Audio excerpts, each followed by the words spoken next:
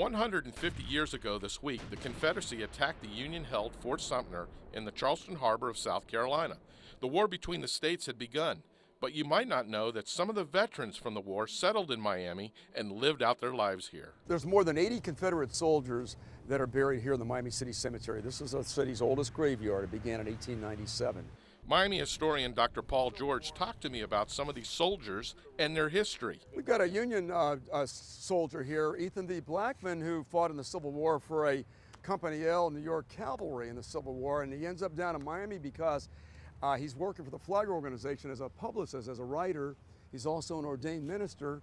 And one name you may recognize. William Burdine, who came down to Miami with his family at the end of the summer, beginning the fall of 1898, is probably the most recognized Confederate veteran who lived in Miami following the Civil War. He was a foot soldier, but he was in several battles, wounded. Just a very interesting career. You'd never think about it. He was a very mellow man, very spiritual. When he was older, running his department store, which started out as a tiny store.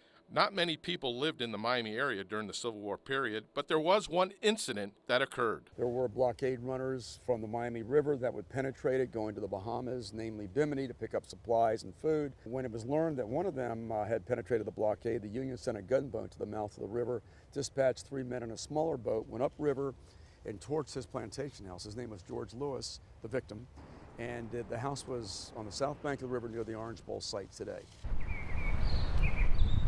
Veterans, pioneers, memories of a time when Miami was just a glimmer in their eyes. Joe Harzinski, NBC, Miami.